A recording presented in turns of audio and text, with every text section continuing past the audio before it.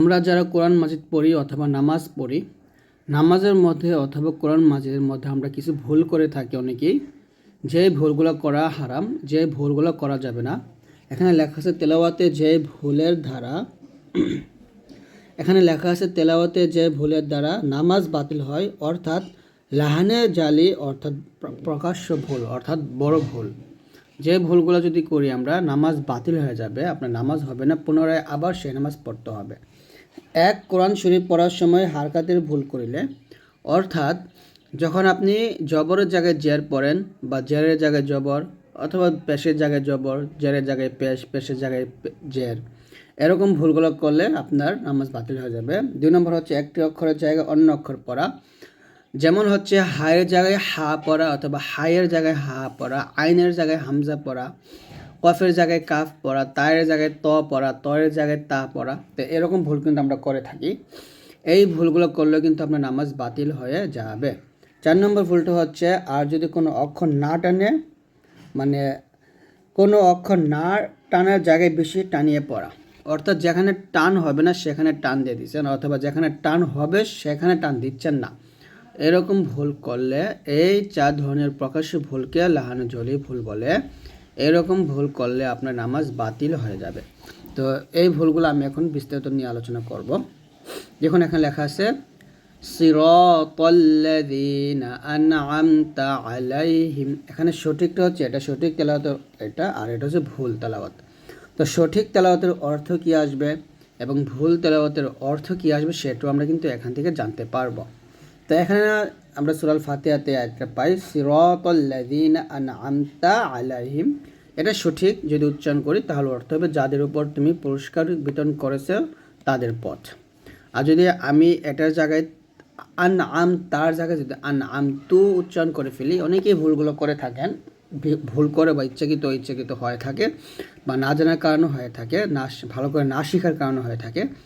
তো যদি আমি সিরাতাল্লাযীনা আনআমতু আলাইহিম বলে ফেলি তাহলে অর্থ হবে যাদের উপর আমি পুরস্কার বিতরণ করেছি তাদের পথ। অর্থাৎ এখানে আল্লাহকে বোঝানো হবে না, নিজেকে বোঝানো হবে। এটা হচ্ছে যাদের উপর তুমি মানে হচ্ছে আল্লাহ, তুমিকে আল্লাহ। আর এখানে যাদের উপর আমি নিজেকে বোঝাবো। তো দেখুন কত বড় একটু ভুল, আল্লাহর জায়গায় আপনি নিজে হয়ে যাচ্ছেন। তো এরকম ভুল কিন্তু করা যাবে না, এগুলো হচ্ছে বড় ভুল।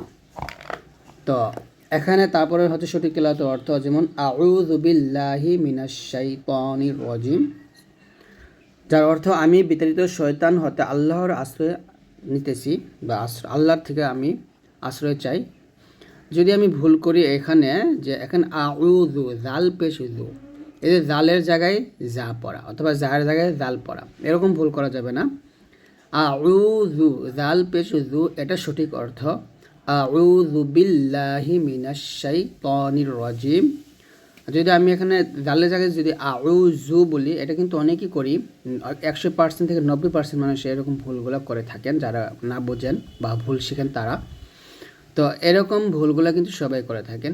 এইরকম একটা ভুল যদি করি তাহলে অর্থ কী হয়ে যাবে, আমি বিতাড়িত শয়তান হতে আল্লাহর সাথে অকৃতকার্য হচ্ছি। তো দেখুন এখানে কি অর্থ, আর সে অর্থটা পরিবর্তন হয়ে কি হচ্ছে, শুধু একটা অক্ষর জায়গায় আরেকটা অক্ষর দেওয়ার কারণে। তো এরকম ভুল করা যাবে না। এই ভুলগুলো করলে কিন্তু গুণাগার তো হবেনি, নামাজও বাতিল হয়ে যাবে নামাজের মধ্যে এরকম ভুল করলে। 3 নম্বর ভুলটা আমরা দেখি যে সঠিক অর্থ খুবই গুরুত্বপূর্ণ। সূরা আল ফাতিহার প্রথম আয়াতই আলহামদুলিল্লাহি রাব্বিল আলামিন, এটা প্রথমে দেওয়া উচিত ছিল। যাই হোক, এখানে হচ্ছে হা আলহামদু, এটা হচ্ছে এই হাটা হচ্ছে গলার মাঝখান থেকে চাপ দিয়ে চিকন করে বলতে হয় আলহামদুলিল্লাহি রাব্বিল আলামিন, যার অর্থ হলো সমস্ত প্রশংসা আল্লাহর জন্য যিনি উভয় জগতের প্রতিপালক। যদি এখানে আমি আলহামদু এর জায়গায় যদি আলহামদু বলে ফেলি, অর্থাৎ এই হায়ের জায়গায় যদি আমি এই হা উচ্চারণ করে ফেলি, দুইটা অক্ষর কিন্তু আলাদা, দুইটা অক্ষরই আলাদা। তো এক অক্ষর আরেক অক্ষর সাথে মিলিয়ে পড়া যাবে না বা এক করা যাবে না। তো এর জায়গায় এটা পড়ে ফেললে কী হবে, যে সমস্ত পুরাতন শিরা বস্ত্র আল্লাহর জন্য যিনি দুঃখীদের প্রতিপালক, মানে শুধু দুঃখীদের প্রতিপালক বোঝানো হয়েছে, এবং শিরা বস্ত্র মানে শিরা জামা আর কি আল্লাহর জন্য এরকম বোঝানো হয়েছে। পুরাতন শিরা জামা এগুলো আল্লাহর জন্য, নাউজুবিল্লাহ। তো যাই হোক, আল্লাহ তাআলা আমাদের সবারই প্রতিপালক, শুধু দুঃখীদেরই নয়। আর এইসব তো ফালতু কথা। তো এই জন্যে আমাদেরকে ভালোভাবে এই শব্দের উচ্চারণগুলো বুঝতে হবে, যেন আলহামদু না বলে আলহামদু বলি, ঠিক আছে? তো এটা একটু সতর্ক থাকবে না।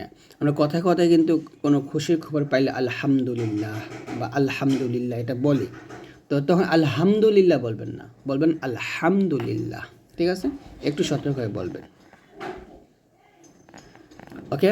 তারপরে 4 নম্বর ভুলটা দেখি, যে এখানে লেখা আছে, এটা সূরা ফাতিহার আয়াত, ইয়্যাকা না'বুদু ওয়া ইয়্যাকা নাস্তাঈন। এই যে এটা হচ্ছে আইন, আইনটা কী করতে হয়, গলার মাঝখান থেকে চাপ দিয়ে বলতে হয়, যার অর্থ হচ্ছে আমরা তোমারই ইবাদত করি এবং তোমারই সাহায্য চাই। মানে আমরা তোমারই মানে আল্লাহর ইবাদত করি এবং আল্লাহ তাআলারই সাহায্য আমরা চাই।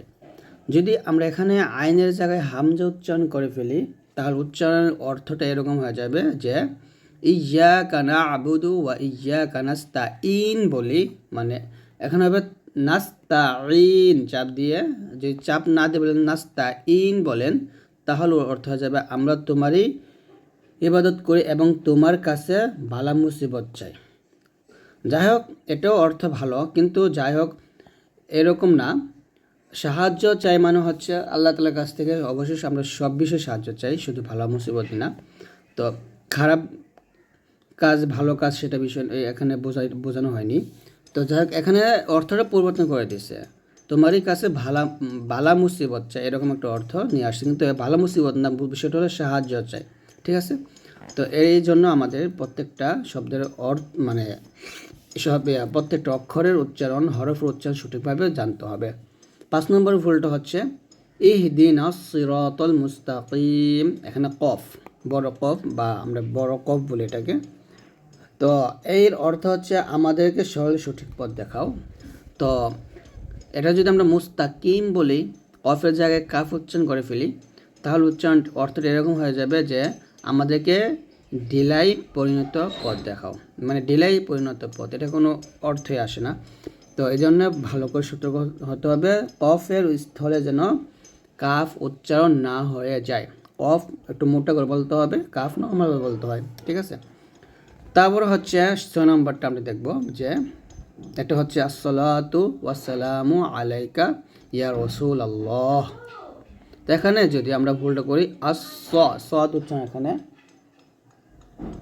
তো সদের জায়গায় আসসালাতু ওয়াসসালামু বলি, তো এটা একটা দেখুন যে হে আল্লাহ রসুল আপনার উপর দুরূদ ও শান্তি বর্ষিত হোক, এটা একটা দুরূদ। তো এখানে এই দুরূদটা বলার সময় আমরা অনেক ভুলটা করে থাকি, এই দুরূদ বলার সময় কিন্তু ভুলটা করবেন না। আসসালাতু ওয়াসসালামু আলাইকা ইয়া রাসূলুল্লাহ, হে আল্লাহ রসুল আপনার উপর দুরূদ বা শান্তি বর্ষিত হোক, ঠিক আছে? তো এখানে যদি আমরা সদের জায়গায় সিন করে ফেলি, আসসালাতু বলে ফেলি, তাহলে অর্থ হচ্ছে হে আল্লাহ রসুল আপনার উপর নারী ভরি ও শান্তি বর্ষিত হোক। তো এইরকম একটা বাজে অর্থ চলে আসে। তো এই হচ্ছে আজকের এই ভিডিওটি। আশা করছি আজকের এই ভিডিও থেকে আপনারা কিছু কিছু বিষয় বুঝতে পারছেন, যে একটা অক্ষরের জায়গায় আরেকটি অক্ষর উচ্চারণ করলে কী অর্থে পরিবর্তন হতে পারে। তো আমি ইনশাল্লাহ এর আরও কয়েকটা ভিডিও আমি দেবো, আরও অনেকগুলো শব্দ আপনাকে শেখাবো। তো আজকে এ পর্যন্ত, সবাই ভালো থাকবেন, আল্লাহ হাফিজ।